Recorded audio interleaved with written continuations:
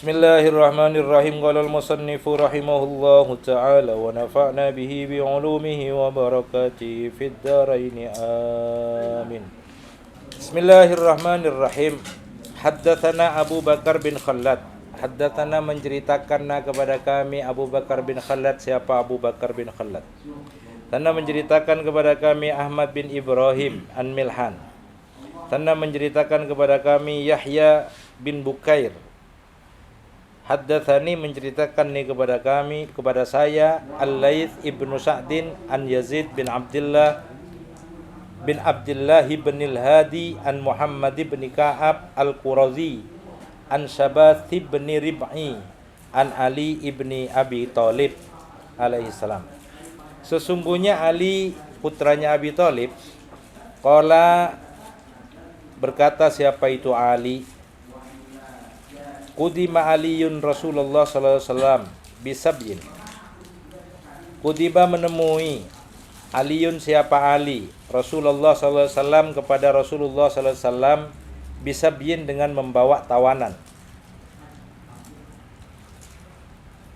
Faqala kemudian mengatakan Aliyun, siapa Ali, li Fatimah terhadap Fatimah. I'ti abaki. Iti hendaklah mendatangi siapa engkau Fatimah abaki terhadap bapakmu. Fatimah ini kan putranya Rasul. Ali itu menantunya.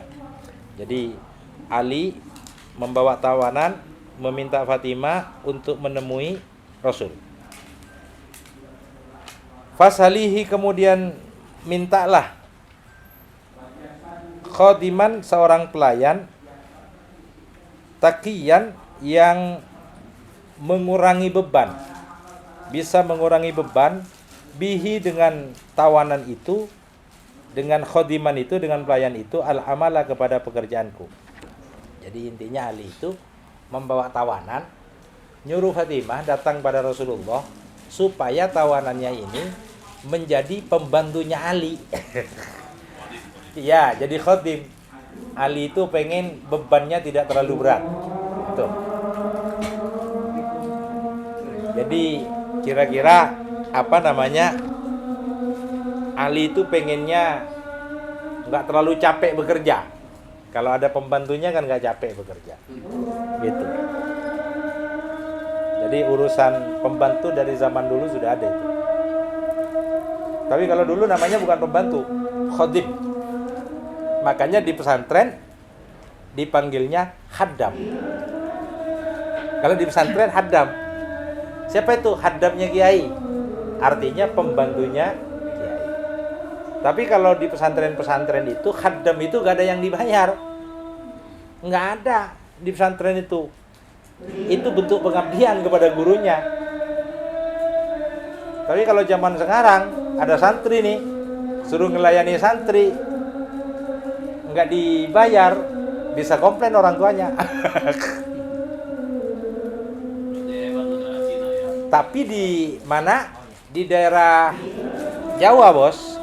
Jawa, misal nih di Sukorejo, Nurul Jadid, Sidogiri, terus sampai Jawa Tengah, itu masih budaya itu masih ada itu. Jadi mungkin nyampe ke daerah ini Semarang mana ini masih ada haddam itu ngelayani kiai dia. Biasanya ngelayani kiai itu macam-macam. Ada yang ngelayani bagian dapur, ada yang ngelayani misal bagian nyuci mobil, nyuci motor. Kayak zaman dulu kalau almarhum Allah yarham Hadratus Syekh Haji Hashim Asy'ari itu menjadi haddamnya Syekhona Khalil dengan cara mengambilkan air dan ngerawat kuda. Jadi dia tukang ngarit kudanya Syekhona Khalil sama ngambilin air ke rajinya Syekhona Khalil itu. Jadi kayak gitu. Sekarang ya paling santri bisa bantu sebentar-sebentar. Kalau khaddam itu semeleknya dia itu. Semeleknya. Jadi mulai dari nyapu rumah kiai itu begitu tuh. Kalau di sana itu namanya khaddam itu. Kalau di pesantren-pesantren salafiyah Terutama di pesantren-pesantren daerah sono masih ada itu sampai sekarang budaya. Mungkin di Tasik masih ada itu, kayak di pesantrennya siapa? Cipasung itu almarhum Allahyarham siapa? Ya. Kiai Ilyas Ruhyat itu masih ada begitu itu. Karena ya. Daerah sono Banten banyak, tapi biasanya kalau di pesantren-pesantren modern nggak ada itu. Kalau pesantren modern nggak ada itu ya. Karena bayarannya mahal kan? Nggak mau. Nah itu, iya. Itu di pesantren-pesantren itu masih banyak. Makanya di pesantren itu slogannya selain ngaji, ngabdi. Ngaji, ngabdi. Yang paham cuma santri aja ya sini. Santri. Iya, paham santri itu ya. Iya. Kalau orang awam kan kayak macam marbot pekerja yang lain-lainnya kan Nggak tahu. Nehi kayaknya lebih. Iya. Iya. Ah. Iya, ngapain gitu kan. Makanya. Yang nginjil barokah, nggak nginjil duit udah gitu doang. Selain santri, D-nya ganti S. Apa itu? Asim. Santri, D-nya ganti S. sasin. Apa sih, Bang? Jadi Kasim. Apa itu? Kasim jadinya. Kasim itu apa? Kasim. Bantu. Oh, Itu beli kerajaan Bang kayaknya. Beli kebiri itu gitu. Fa'atat maka mendatangi siapa itu Fatimah abaha kepada bapaknya Fatimah, yaitu kepada Rasulullah. Hina amsat di kala sore. Jadi di saat sore dia datang ke Rasulullah. Faqala maka kemudian bersabda siapa Nabi laha kepada Fatimah, bertanya maksudnya. Malaki ya bunayyata. Malaki apakah laki bagimu ya bunayyata wahai anakku. Kira-kira begini. Kamu ke sini mau ngapain? Ada apa kamu ke sini? Kira-kira begitu. Jadi ada seorang anak datang kepada orang tua, ditanyain tuh, ada apa nak? Begitu kira-kira. Pertanyaannya begitu. Qalat kemudian mengatakan siapa Fatimah, la syai'a, tidak ada apa-apa. Jitu datang siapa saya liusallima untuk mengucapkan salam alaika terhadapmu. Monggo Maufid. Salam. Wih, ini kayaknya bawa ijazah ke sini nih. Monggo Maufid. Jadi Siti Fatimah datang kepada Rasulullah, ditanya oleh Rasulullah, ada apa nak kamu tumben ke sini? Kata Siti Fatimah, la syai'a, tidak ada apa-apa. Jitu ilaika liusallima, saya datang kepadamu hanya ingin mengucapkan salam saja. Kenapa? Ini adab anak. Anak tidak berani untuk mengatakan apa yang diminta oleh suaminya. Makanya itu biasanya kalau kepada mertua yang kita korbankan adalah istri kita. Ngomong bapakmu lo. Jangan lupa. Iya kan? Nanti pengalaman begitu, Mas. Sampean kalau punya istri mau butuh apa sama mertuanya, jangan ngomong sendiri, istrinya korbanin. Ini kayak Sayyidina Ali nih. Ya kalau sekali mungkin belum paham ya. Iya. Kalau seringan, lagu laki lu biasa. Ini kan modus. Ini bagian dari modus nih. Sayyidina Ali mau ngomong pada Rasulullah langsung, kagak berani, maka istrinya yang disuruh datang. Istrinya juga gak berani. Setelah datang dia nggak ada apa-apa. Saya hanya datang ke sini hanya ingin mengucapkan salam. Masih busuk. Ya. Wastahyad dan malu siapa Fatimah antas Allah untuk meminta syai'an kepada sesuatu. Falamma rojiat, maka tatkala pulang siapa itu Fatimah, qala bertanya siapa Ali laha kepada Fatimah. Falamma rojiat, maka tatkala pulang siapa Fatimah, qala bertanya laha terhadap Fatimah Aliun siapa Ali. Apa pertanyaannya? Ma fa'alti, apa yang kamu lakukan? Gimana kira-kira begitu? Gimana hasilnya apa gitu, tanya Pak Asrop lah, nyuruh istrinya Pak Asrop ke mertua, datang ditanyain sama Pak Asrop, gimana kata mertua kita, kira-kira begitu tuh. Memang kita ngorbanin istri mulu kerjanya. Qalat menjawab siapa Fatimah, lam as'alhu tidak meminta siapa sayahu kepada ayahku, kepada Rasulullah, sayan kepada sesuatu. Wastahyaitu dan malu siapa aku minhu terhadap Rasulullah.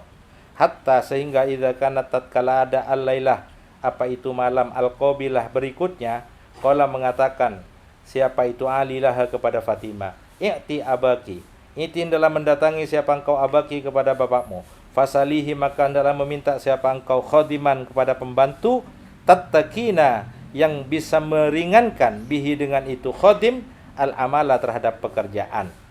Jadi sudah pulang, malam berikutnya disuruh lagi itu, coba deh kamu datang lagi sono gitu. Karena Fatimah datang pertama nggak berani ngomong sama baginda Rasul, sama suaminya paksa suruh datang lagi, ngapain kamu malu sama bapakmu, itu bapakmu, begitu loh kira-kira. Mau minjem duit. Ya, kayak ada hapus kayaknya. Iya. Orang kayak ada hapus. Minjem duit kan. Jadi begitu. Malu, jadinya malu. Suruh datang lagi itu. Fa'atat maka mendatangi siapa Fatimah abaha kepada bapaknya. Ini Fatimah ini benar-benar tunduk patuh sama suaminya. Datang malu gak ngomong, pulang besok malamnya suruh datang lagi sama Sayyidina Ali. Datang lagi Siti Fatimah ke bapaknya. Fa'atat maka mendatangi siapa Fatimah abaha kepada bapaknya. Fastahyat maka malu siapa Fatimah antas alu untuk meminta kepada Nabi sayan kepada sesuatu. Hatta sehingga idza kana tatkala ada al-lailatu ats-tsalitsah apa malam yang ketiga, masaan malam hari, kharajna jami'an, kharajna keluar kami jami'an semua. Hatta ataina sehingga datang kami Rasulullah kepada Rasulullah sallallahu alaihi wasallam, faqala maka bertanya siapa Nabi, ma atabikuma. Ma apakah ata mendatangi siapa engkau bikuma dengan keduanya ini. Jadi kata Siti Fatimah itu datang kedua kalinya. Siti Fatimah ini masih malu, gak berani ngomong lagi. Balik lagi lah ke rumahnya. Sehingga setelah balik lagi, kata Sayyidina Ali kira-kira begini, udah deh, ente kalau malu yuk bareng-bareng deh ke sana deh. Akhirnya malam ketiganya, dia bareng-bareng datang ke Rasulullah. Berdua, Siti Fatimah dengan Sayyidina Ali, sama-sama datang ke Rasulullah. Tujuannya mau minta pembantu. Coba bayangkan, ini bukan mau pinjam duit bos. Makanya gak salah kalau Nabi itu pernah dawuh, kamu kalau mau cari istri yang kaya. Iya kan? Yang kaya. Iya. Jadi kita gak usah minta pembantu sama mertua kita. Tapi kita yang jadi pembantu, minta mertua yang bayarin pembantu kita. Modus lagi aja ya. Lah iya kan? Jadi kan kriteria mencari istri itu ada 4 tuh. Ini yang belum nih. Iya. Pertama, yang harus dicari istri itu kan apa namanya? Kecantikannya. Cantik enggak dia? Kalau enggak cantik jangan. Laki-laki itu keren cari yang cantik. 2, cari yang kaya. Iya kan? Kalau istri enggak kaya jangan. Ngapain kita sudah kere mau cari istri yang kere juga? Itu cilaka itu, iya kan? Jadi kita kere ini cari istri yang kaya. Ya minimal jadi Ketemu sih, cuma dia nggak mau. Iya. Yang ketiga, kita cari hasabnya. Bukan nasabnya ya. Bukan nasabnya, hasabnya. Yang keempat, agamanya. Harus sekufu. Iya kan? Harus sekufu. Ya yang penting kan yang pertama kedua, cantik dengan kaya, Bos. Apalagi tahun ini. Iya. Iya. Jangan sampai kita cari istri sudah jelek, terus habis itu masih butuh datang ke salon untuk mempermak supaya cantik istri kita. Butuh modal lagi aja, iya kan? Itu lagi-lagi cilaka. Iya, tetapi sebenarnya saya tidak setuju dengan cari istri yang cantik. Ini ingat nih, Mas Iqbal nih sama Mas Harfi. Saya tidak setuju ya Mas Zainur nih. Saya nggak setuju cari istri yang cantik. Iya. Saya lebih setuju mencari istri yang jelek. Karena awet kalau jelek itu. Iya. Mulai dari muda sampai tua ya tetap jelek dia. Coba kalau cantik. Umur 19, 30, 40 cantik. Umur 70 jelek dia. Jadi gak awet kan? Jadi yang cari yang awet aja. Awet dengan kejelekannya. Satu. Udah jelek ya. Hah? Udah tua parah. Satu untungnya itu. Kalau istri jelek nih, 1, awet. dengan kejelekannya. Iya kan? Nomor 2, jelek itu gak bakal direbutin orang. Sampean bawa ke mall no, sudah tahu istrinya jelek, orang gak bakal ngelirik. Paling ngelihat, apa itu jelek. Tapi kalau semuanya cantik gimana? Ridwan Kamil ada yang kenalin. Siapa? Ridwan Kamil nyari yang jelek. Oh itu mas, itu cantik bos. Sekarang aja sudah gembrot. Cantik itu. Nah itu sehingga Sayyidina Ali dengan Siti Fatimah karena pertama sudah gagal, kedua gagal, malam ketiga keluar bersama-sama. Ditanyalah sama Rasulullah, ma'ata bikuma. Kamu ini pertama sendiri, kedua sendiri, sekarang bareng-bareng. Ada apa sih sebenarnya gitu loh. Kira-kira Nabi itu penasaran. Kamu kok istrinya ke sini, balik. Ke sini lagi, balik lagi gak ngomong apa-apa. Sekarang bareng-bareng di sini. Ada apa sih? Ini kan kalau nggak penting-penting nggak bakal. Ya kayak Mas Fahri lah, Bos Fahri. Hari ini istrinya, sore sekarang nih istrinya suruh ke mertua. Habis itu balik. Udah nggak punya mertua. Seumpama besok malamnya disuruh lagi, datang lagi tuh. Nggak jadi lagi ngomong. Besok malamnya lagi, bareng-bareng. Kan mertua itu pasti penasaran, ini ada apa ini sebenarnya. Faqala maka kemudian mengatakan, Aliun siapa Ali ya Rasulullah, wahai Rasulullah. Syakko alaina al-amalu.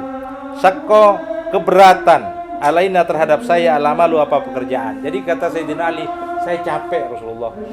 Saya terlalu capek bekerja ini, berat. Capek saya. Jadi Sayyidina Ali itu merasa capek. Makanya coba bayangkan, Sayyidina Ali aja merasa capek bekerja, apalagi kayak kita. Ya kan? Fa'aradna maka menginginkan saya antu'tina untuk memberikan kepada kami khadiman pembantu nattaqi yang meringankan bihi dengan itu khadim al-amal terhadap pekerjaanku. Saya ini capek Rasulullah. Karena saya capek, saya pengen Rasul saya diberi pembantu agar meringankan beban pekerjaan saya. Kata Sayyidina Ali. Faqala maka kemudian bersabda lahuma terhadap keduanya Rasulullah sallallahu alaihi wasallam, siapa Rasulullah sallallahu alaihi wasallam. Kata Rasul, hal adullukuma ala khairin lakuma minhu murin na'ami. Hal apakah adullukuma, saya akan memberi petunjuk kuma kepada kalian berdua ala khairin atas kebaikan lakuma bagi kalian berdua min humurin na'ami dari unta yang merah. Unta kan biasanya putih itu. Iya. Kalau yang merah ini mahal. Kamu mau nggak saya kasih tahu? Tapi ini kebaikan yang lebih mahal harganya dibanding dengan unta yang merah. Artinya Rasulullah tidak menawarkan pembantu. Dia minta pembantu tapi diberikan sesuatu yang kira-kira lebih besar dibanding dengan itu. Qala maka kemudian menjawab Aliun siapa Ali, ya Rasulullah wahai Rasulullah, na'am ya. Jadi siapa Sayyidina Ali ini mau. Ya udah Rasul, kalau begitu saya mau deh. Coba tunjukkan pada saya apa yang bisa saya lakukan yang bisa meringankan saya. Qala menjawab siapa Nabi, takbirat wa tasbihat wa tahmidat mi'ata hina turida antanama fatabita ala alfi hasanatin. Takbiratun ialah membaca takbir, wa tasbihatun dan membaca tasbih, wa tahmidatun dan membaca tahmid mi'atan 100 kali. Udah, kamu cukup baca membaca takbir, baca tasbih, baca tahmid.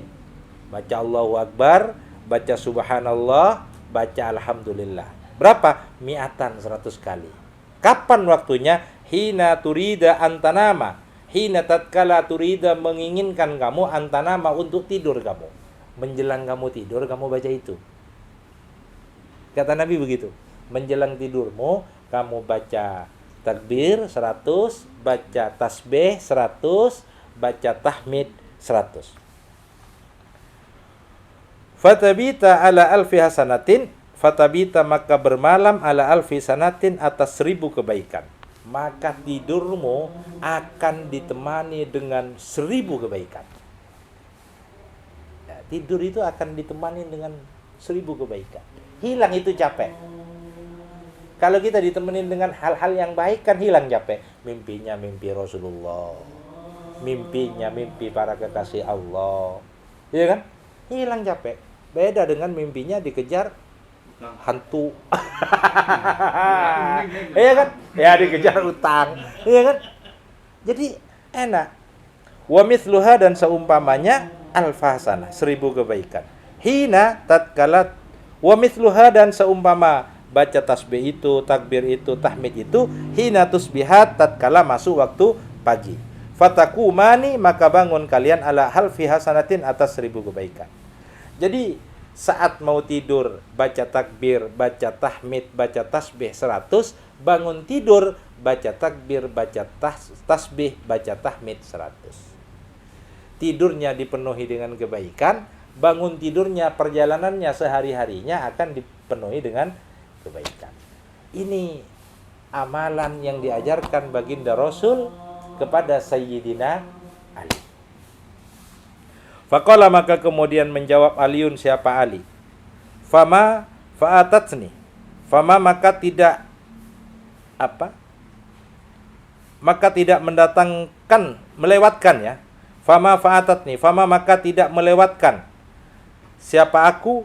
Mundu sami'tuha tatkala mendengar siapa aku kepada tadi itu mir Rasulillah dari Rasulullah sallallahu alaihi wasallam illa lailata sifaini kecuali di malam perang Siffin.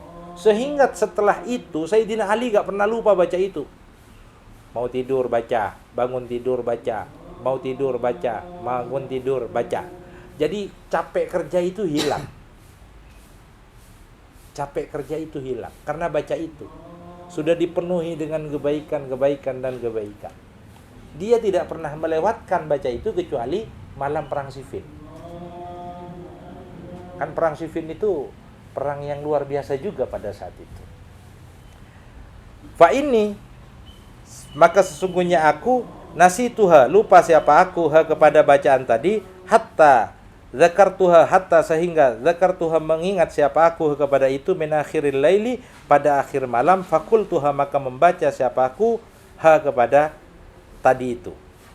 Jadi pada perang Siffin Sayyidina Ali lupa malamnya baca. Saat mau tidur lupa, maka dia itu bacanya saat sudah menjelang pagi. Masih dibaca juga itu sama Sayyidina Ali. Tapi saat menjelang tidurnya tidak dibaca sama dia karena dia lupa. Itu kita baca hadis ini adalah luar biasa. Kita diajarin saat mau tidur jangan bim salabim bagadabra tidur saja. Selain kita membaca doa bismikallahumma ahya wa bismika amut ditambah baca ini. Wong kadang itu aja kagak dibaca ya. Kadang nonton TikTok dulu langsung tidur kita. Mabar dulu. Ya, itu. Itulah bedanya kita dengan para kekasih-kekasih Allah. Kalau kekasih Allah itu di dalam kitab Lubabul Hadis itu disebutkan orang kekasih Allah itu orang yang tidak ada sedetik pun waktunya terlupakan untuk mengingat Allah. Makanya kita ingat kepada ceritanya Nabi Ibrahim lagi kan, disuruh nyembelih Ismail itu gara-gara dia lupa sejenak kepada Allah. Sejenak doang itu lupa. Sejenak doang lupa. Kan ceritanya Nabiullah Ibrahim itu jalan-jalan dengan Ismail, di tengah jalan bercanda saking bahagianya dengan Nabi Ismail, Nabi Ibrahim melupakan Allah. Malamnya mimpi. Arafil manami an azbahaka. Malamnya kemudian mimpi diperintah suruh nyembelih anaknya. Gara-garanya siangnya bercanda lupa kepada Allah. Sementara Nabi Ibrahim pernah mengikrarkan dirinya bahwa dia tidak akan pernah mencintai apapun melebihi cintanya kepada Allah. Jadi tidak akan pernah melupakan Allah. Ternyata lupa setelah punya anak Ismail di saat Ismail sudah sa'ya di dalam Quran itu. Sa'ya itu kira-kira ya kayak inilah. Kayak siapa nih namanya? Inayah. Sudah lucu-lucunya begitu. Gitu loh ya. Sudah bisa diajak jalan begitu lucu. Lupa. Maka disuruhlah sembelih itu anak. Mulai juga 82. Iya. Lupa. Gitu loh. Nah, karena lupa suruh sembelih. Artinya apa? Karena Nabi Ibrahim telah lalai, tidak selamanya mencintai Allah, ada satu titik lupa kepada Allah. Artinya apa? Esensi dari kurban itu adalah sebenarnya kurbankanlah apa yang paling Anda cintai. Sehingga kalau kita baca surah Al-Kautsar, inna a'tayna kal kautsar fasholli li rabbika wanhar. Kalimat wanhar di situ itu dalam kitab tafsir Ibnu Katsir ada yang menafsirkan pertama, wanhar itu artinya suruh berkorban. Dan di situ ada kisah yang semalam sudah saya ceritakan juga itu, di beberapa tempat banyak saya ceritakan. Ada sahabat yang korban menyembelih kambing sebelum sholat Id. Itu ada dalam kitab tafsir Ibnu Katsir. Nah, karena disembelih sebelum salat Id, maka kemudian dia matur sama Rasulullah. Rasul, saya ini nyembelih sebelum salat Id. Ditanya sama Rasul, ngapain kamu nyembelih sebelum salat Id? Gitu. Lah, wanhar di situ menurut salah satu ulama adalah korban. Ada ulama yang lain mengatakan kerjakanlah seperti apa yang dikerjakan oleh Rasulullah. Itu artinya wanhar. Ya sholatnya kayak bagaimana Rasulullah sholat, korban bagaimana Rasulullah korban, dan lain semacamnya. Itu tafsir dalam kitab tafsir Ibnu Katsir itu. Nah, akhirnya ditanya sama Rasulullah, berapa yang kamu korbankan? 1 Rasul. Kamu masih punya kambing nggak? Masih punya Rasul. Berapa lagi? Sisa 3. Oh terus, yang 2 itu sudah gede, cukup syaratnya untuk korban. Yang 1, ini masih kecil Rasul. Cukup untuk dibawa ke Haji Parto ini Pak Rasul. Karena masih kecil ini. Urusan sate Haji Parto ini. Ya kan masih kecil bos.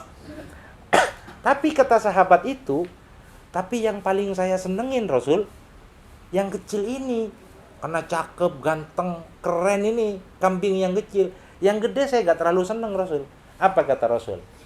Yang harus kamu korbankan yang kecil itu. Jadi yang harus dikorbankan sebenarnya esensinya apa yang paling kita cintai.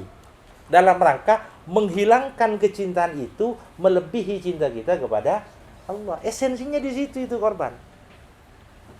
Makanya kalau ulama-ulama kita dulu menghilangkan urusan dunia, mengedepankan Allah Subhanahu wa taala. Para kekasih Allah begitu. Nah, bedanya sama kita dikit, kita ingatnya Allah dikit. Ya kan? Kalau para kekasih Allah dikit-dikit ingat Allah. Itu bedanya cuma mah.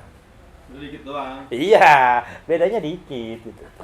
Jadi itu kira-kira sahabat-sahabat sekalian, ingatlah bahwa Sayyidina Ali kenapa kemudian menjadi karramallahu wajhah, kemudian banyak lakop-lakop yang disematkan kepada dia. Salah satunya begitu, dia tidak pernah lupa kepada Allah. Mau tidur saja, diajarin baca takbir, diajarin baca tasbih, diajarin baca hamdalah.